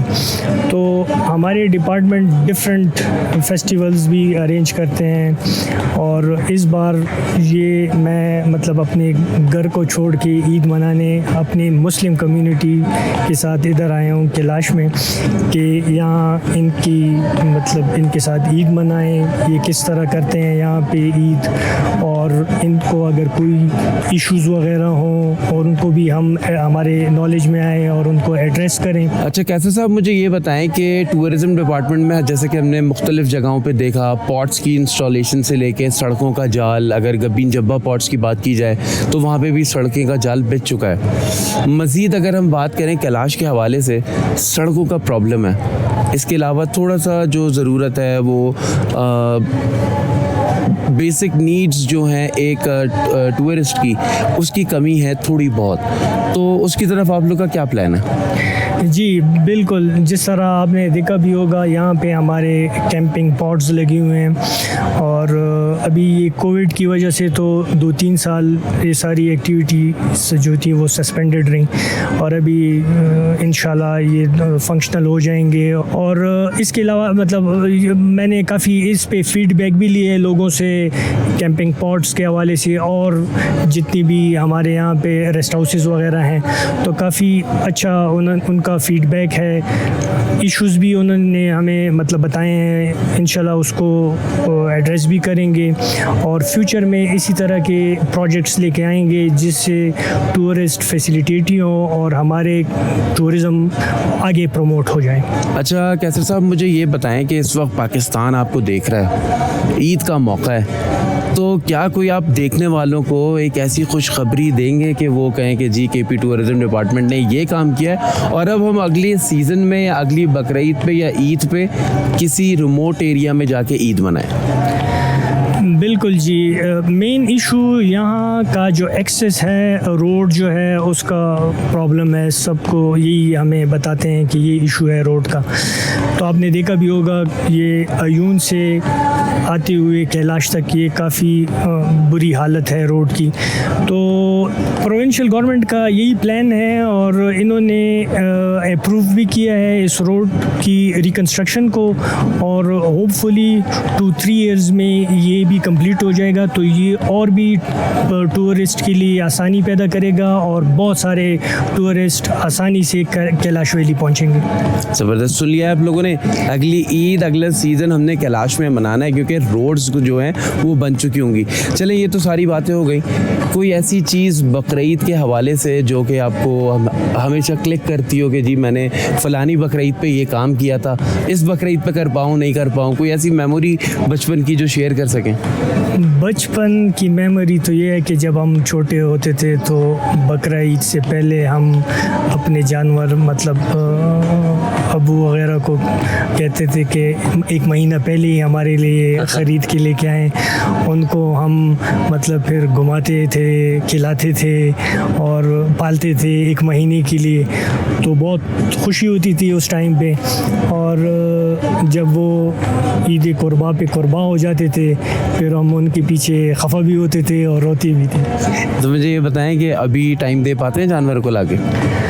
अभी ये जब से हम प्रोफेशनल उसमें आ गए हैं, जॉब्स वगैरह, तो ज़्यादा टाइम तो खैर नहीं होता, तो लेकिन फिर भी शौक़ है। बकरीद के सीज़न में जब गोश्त कट के घर पे आता है तो उसमें आपका क्या किरदार होता है? भाभी का हाथ बटाते हैं? मेरा किरदार उसमें ये होता है कि मैं बारबेक्यू का स्पेशलिस्ट हूँ। बारबेक्यू ख़ुद करता हूँ दुम्बे का, और ये चीज़ मैं ख़ुद करता हूँ ईद के। हमें क्या खिला रहे हैं आज फिर?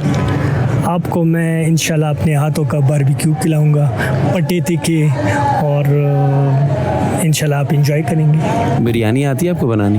बिरयानी और कुछ नहीं आता है, बस सिर्फ अंडा ही पका सकता हूँ। कराची आएंगे आप तो आपको ज़रूर हम बिरयानी खिलाएंगे इंशाल्लाह ताला। इंशाल्लाह। और आखिर में मैं टूरिस्ट के लिए एक मैसेज देना चाह रहा हूँ कि मतलब आप यहाँ पे आएँ, खूब इंजॉय करें, लेकिन रिस्पॉन्सिबल टूरिस्ट बने कि मतलब गंदगी ना फैलाएं। अगर कोई चीज़ खा भी लेते हैं तो उसको एक शॉपर में डालें, डस्टबिन पास नहीं है तो थोड़ा दूर जाके आपके आसपास जहाँ पे भी हो तो उसको कलेक्ट करके वहाँ पे एक ही जगह पे उसको डालें, कि इससे एनवायरनमेंट के लिए भी नुकसानदेह है और गंदगी भी फैलेगी, तो इससे मतलब गलत एक मैसेज जाएगा इस वैली का।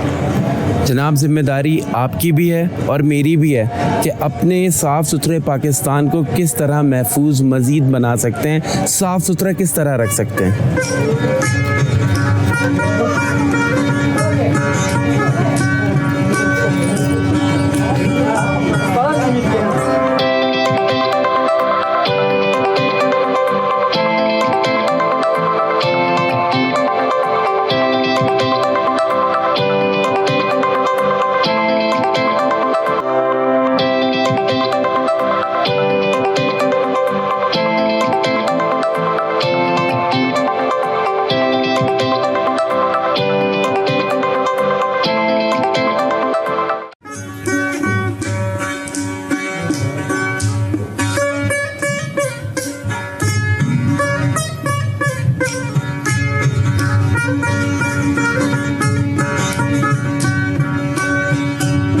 तो जी अब हम आ गए हैं शो के सबसे ख़ास हिस्से में और हम आपको सैर कराने जा रहे हैं कैलाश म्यूज़ियम की। मेरे साथ गुलनबी साहब मौजूद हैं, ये इंचार्ज हैं कैलाश म्यूज़ियम के। कैसे हैं सर? बहुत शुक्रिया, अच्छे हैं अल्हम्दुलिल्लाह। सर क्या तारीख़ है, क्या कहानी है इस म्यूज़ियम की? अच्छा, ये जो जिस तरह इसके नाम से ज़ाहिर है कि ये कलाशदूर म्यूज़ियम है, तो कलाशदूर म्यूज़ियम का मतलब ये है कि यहाँ पे जितने भी ऑब्जेक्ट डिस्प्ले पे रखे गए हैं ये सारा का सारा जो है ये कलाश जो कल्चर है उससे बिलोंग करती हैं, और इनके रहन सहन के तरीके, उनके खाने पीने के औजार, उनकी ज्वेलरी, उनके ड्रेसअप, इनकी जितने भी रसूमात हैं, उन सारे जो है एक एक गैलरी में उसकी एक रिप्रेजेंटेशन की गई है ताकि आने वाले वक्तों में जो है ये चीज़ें महफूज रख सकें और ऐसा कि और साथ में जो रिसर्च के लिए लोग आते हैं तो वो इससे भरपूर फ़ायदा जो है वो उठा सके। तो अब जैसा कि आपको दिखाई दे रहा है, ये एक उनकी इबादत गाह जिसको जस्तखान कहते हैं, जस्तखान, ठीक है। तो जस्तक का मतलब है प्रोटेक्टर ऑफ फैमिली, ठीक है। तो ये इस गर्ज से यहाँ पे आके इबादत करते हैं कि हर फैमिली का जो है यहाँ पे एक प्रोटेक्टर है जो इनकी फैमिली की हिफाजत करता है।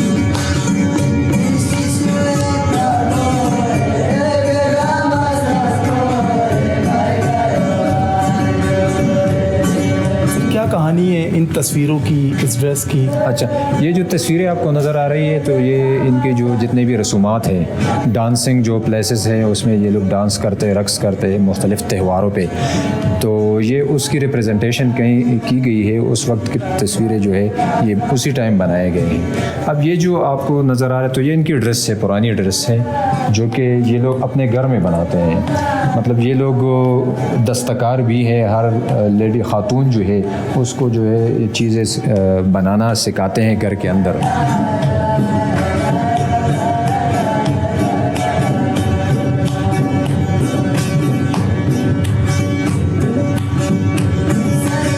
सूट की क्या कहानी है? ये जी इनका जो ट्रेडिशनल सूट है ये वही सूट है जो कि ऊन से बनाया गया है।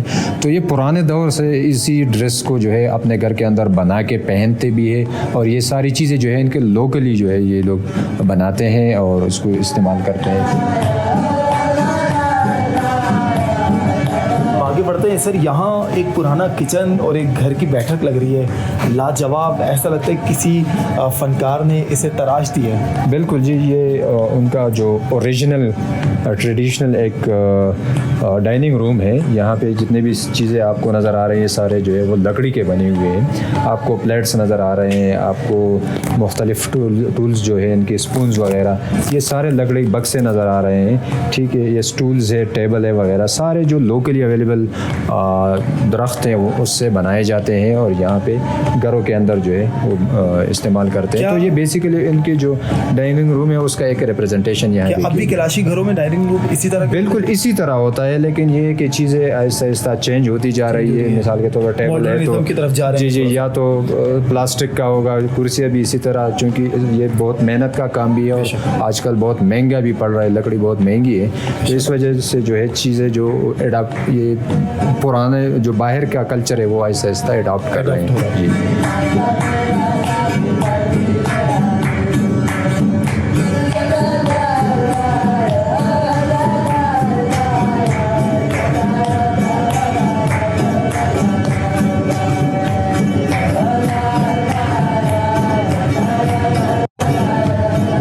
जो गैलरी है ये टोटल इनकी डेथ सेरेमनी जो है उसकी रिप्रेजेंटेशन की गई है। तो डेथ सेरेमनी में इस तरह होता है कि जब भी कोई मर्द या औरत फौत हो जाती है तो उसकी याद में ये जो एफिजीज आपको स्टेचूज़ आपको नज़र आ रहे हैं ये लकड़ी से बनाए जाते हैं और जो अमीर लोग होते हैं जिनकी फाइनेंशियल जो इस्तिताअत है वो ज़्यादा होती है तो वो जाके जंगल से दरख्त काट के उसमें कार्विंग करते हैं, ठीक है। तो ये फिर वहाँ पे जो इनका ग्रेवयार्ड है, कब्रिस्तान है, वहाँ पे रखते हैं। ये जो है आपको जो दो नज़र आ रहे हैं ये पुराने हैं, ठीक है। और ये जो है तो ये उसकी एक मॉडल नई बनाई गई है ताकि लोगों को बेहतर तरीके से समझाने के लिए। ये जो इंस्ट्रूमेंट आपको नज़र आ रहा है, ढोल नज़र आ रहा है, तबला नज़र आ रहा है, ठीक है। तो ये सारी चीज़ें डेथ सेरेमनी के मौके पे ये लोग बजाते हैं और जो मुर्दा है ये लोग ये बिलीव करते हैं कि हम इसकी जो रूह है वो खुशी के साथ जो है रफ्सत हो जाए। सर ये क्या? ये एक कैलाशा वरांदा है कि वरांदा इनका किस तरह दिखाई देता है, ठीक है। तो ये उनका जो टिपिकल वरांदा है वो दिखाया गया है, ठीक है। उसका एक मिनी मॉडल है, उस पर किस तरह की कार्विंग होती है लकड़ी पे, तो ये भी आपको यहाँ पे मिलेगी। इसके अंदर बच्चे किस तरह दिखाई देते हैं, इनके बच्चे किस तरह खेलते कूदते, कैलाशी बच्चे दिखाए गए हैं, शरारती हैं या उनकी ज़िंदगी जी, इनके ड्रेसअप किस तरह होती है, ये किस तरह के जूते पहनते हैं, इनके उनके जो ड्रेसेस है वो किस तरह होते हैं, टोपियाँ किस तरह पहनते हैं, तो वो सारी चीज़ें दिखाई गई हैं। सर मैं इस काउंटर की तरफ आना चाहूँगा। ये इनकी ज्वेलरी है जो कि एक्सकवेशन के दौरान निकाले गए हैं, ज़्यादातर ब्रॉन्ज़ के हैं, कुछ कापर के और सिल्वर के इसमें हैं। तो ये नेकलेसेस जो है इसमें ज़्यादातर है, रिबन्स वगैरह, तो ये आपको यहाँ पे नज़र आए। अब भी हमने यहाँ ख़वातीन को पहने हुए देखा है थोड़े कहीं पे। जी आजकल तो उसका मटेरियल जो चेंज हो रहा है उसका थोड़ा सा मॉडिफाई हो चुके हैं, चीज़ें अपग्रेड हो चुकी हैं। ये इनकी जो इबादत गाह है, सींग भी लटके हुए हैं, कौन सी किसी तो ये इनकी जो जस्तक है, जस्तखान, उसका एंट्रेंस है। एक्चुअली ये किसी और जगह पे वाक़या था, तो वहाँ पे जब गवर्नमेंट ने इनके लिए कोई नई इबादतगाह बनाने का सोचा तो इन्होंने फिर वहाँ जो, चूँकि वो मस्मार कर रहे थे, तो वहाँ की जो प्रिजर्व करके इनका उसका जो एंट्रेंस है और जो पिलर्स है वहाँ से उठा के यहाँ म्यूज़ियम में रखे गए ताकि ये महफूज रह सके। और इस पर ये जो सींग जो है वो आपको नज़र आएंगे, कहीं पे शीप्स जो है उनके सींग, कहीं पे गोट्स वगैरह के, कहीं पे बैल के हान जो है सींग, वो आपको नज़र आएंगे। सर इनके बर्तन भी हम देख रहे हैं। जी कुछ बताती, कुछ नक्श निगारी। जी इस पे जो लोकली जो परिंदे पाए जाते हैं उसकी इनग्रेविंग इस पे की गई है, और ये कापर और सिल्वर के पुराने दौर के जो है ये इनके खाने पीने के औजार हैं। अच्छा सर, ये शिकार के माने थे, क्योंकि हम देख रहे हैं ये कमान है और भी औजार है शिकार के, कि क्या मामला है, क्या कब से शिकार करते थे, क्या आप भी इसका रुझान है या नहीं? जी ये पुराने दौर से इनके जो शिकार के मुख्तलिफ तरीके होते हैं और शिकार में जो चीज़ें इस्तेमाल होती है, जो तीर कमान जो है ये इस्तेमाल होते थे। ज़्यादातर चूँकि पहाड़ों पर मारफौल पाए जाते हैं या जो खा सकते हैं इस तरह के जानवर, तो उसकी शिकार के लिए ये लोग तीर कमान और ये सारी चीज़ें यहाँ पे दिखाई गई हैं, ये इस्तेमाल होते थे उस दौर में। आजकल तो ये चीज़ें नापैद हो चुकी है, क्योंकि वो जानवर जो पहले दौर में यहाँ पे एग्जिस्ट करने थी वो आजकल नापैद गई। ये क्या है? कुछ है इसमें जी कलर्स है मुख्तलिफ तरह की, और जो चीज़ें यहाँ पे पाई जाती हैं वो रखे गए, मतलब सराजीते वगैरह, ठीक है। ये सारी चीज़ें किस तरह उसको हासिल करते थे वो सारी चीज़ें यहाँ पे दिखाई गई, पर्स दिखाए गए हैं, ठीक है। तो ये सारी चीज़ें जो है वो यहाँ पर मैं चाहूँगा हम सामने अगर देख सकें, इसके बारे में जान सकें। सामने जो है ये तो जदीद असला भी लग रहा है। जी पुराने दौर में तो ये लोग जो लोकली हैंडमेड चीज़ें हैं, बर्चाएँ वगैरह, जो हथौड़े वगैरह जितने भी या एरोहेड्स हैं, इसको लोकली बनाते थे। और इसके अलावा जो आपको गन्स नज़र आ रहे हैं तो ये ब्रिटिश पीरियड के हैं। अच्छा हाँ, क्योंकि मैं यही जानना चाह रहा था इन गन्स को देख के कि क्या कभी कलाशिस की किसी से जंग भी हुई है? जी ये 15वीं सदी में कहा जाता है कि इनकी यहाँ पे हुकूमत थी, ठीक है। तो फिर बाद में इनसे हुकूमत छीन ली गई और ये वहाँ से यहाँ शिफ्ट हो गए।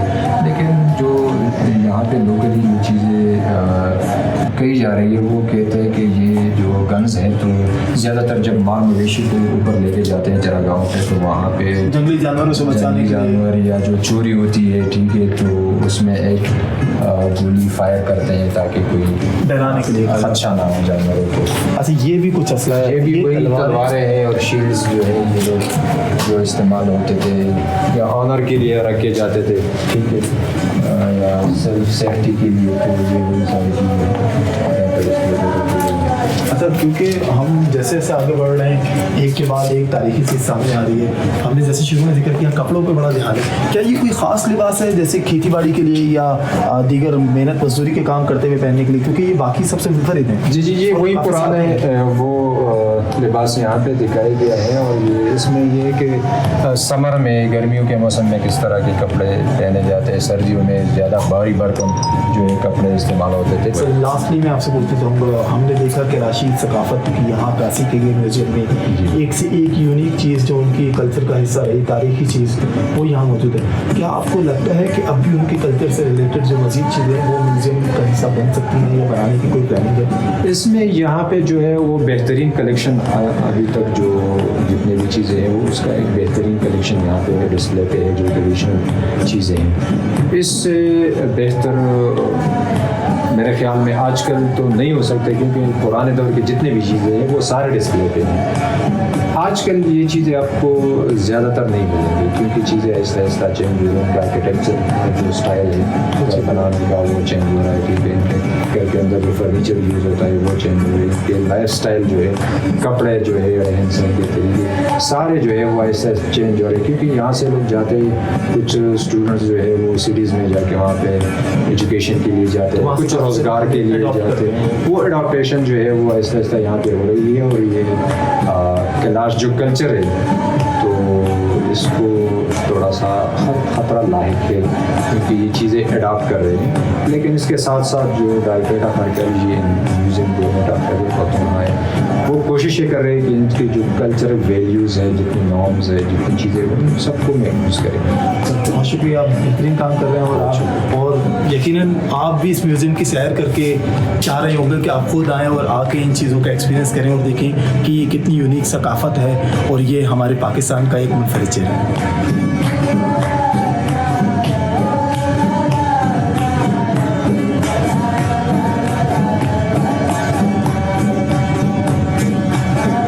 ईद कुर्बा ख्वाबों की वजह से भी बहुत मशहूर है।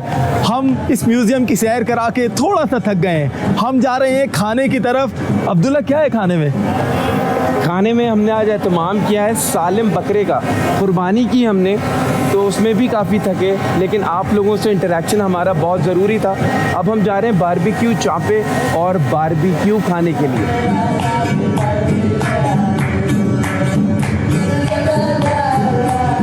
तो ये जो कैलाश में सब कुछ आप देख रहे थे, फिर खातून से हमने मुलाकात की, म्यूजियम देखा, फिर वो मुझे रुबाब ऐसी इंस्ट्रूमेंट बड़ा पसंद है। लेकिन ये सब कुछ जो हम आपको दिखा रहे हैं ना, इसमें एक बहुत बड़ा क्रेडिट जो है वो KPK टूरिज्म अथॉरिटी को भी जाता है, जो कि ये अरेंजमेंट्स करते हैं कि हम शंदूर फेस्टिवल में हो या कैलाश में हो, हर जगह पर आपको हर किस्म की सहूलियात प्रोवाइड की जाती हैं। आप समेत शाहजेब, आप, काशिफ, अब्दुल्ला, शाहरुख, तमाम लोग जिस तरह गए अप नॉर्थ एरियाज़ में, जिस तरह आप लोगों ने ट्रैवलिंग की, जिस तरह आप लोगों ने कोशिश की कि एक एक चीज़ को जो है कैमरे की आंख में कैद किया जाए और अपने देखने वालों तक पहुंचाया जाए, ये बहुत बड़ा काम है। इसके लिए congratulations to everyone who went. Thank you very much. और आपको भी बहुत बहुत आपका शुक्रिया कि जब हम गए हुए थे तो आपने सब कुछ बहुत अच्छा संभाला। नो बट सीरियसली, लेकिन कितना अच्छा लग रहा होगा ना कि आप लोग ये सब कुछ देख रहे हैं घर पे बैठ के, और साथ आपके जो है वो बारबेक्यू पार्टी भी चल रही होगी, तो कितना मजा आ रहा होगा ना। कैलाश की खूबसूरती और शंदूर की खूबसूरती और साथ में बारबेक्यू। मैं जा रही हूँ सीखों पे बोटियां लगाने। अच्छा। हाँ, और आप लोग भी जाएं अपने सीखों पे बोटियां लगा लें, और शाहजेब जाएंगे सिर्फ और सिर्फ खाने। शाहजेब को सिर्फ खाने में इंटरेस्ट है ईद के दिनों में, तो रखिएगा अपना बहुत सारा ख्याल। ईद की बहुत सारी ढेरों मुबारकबाद।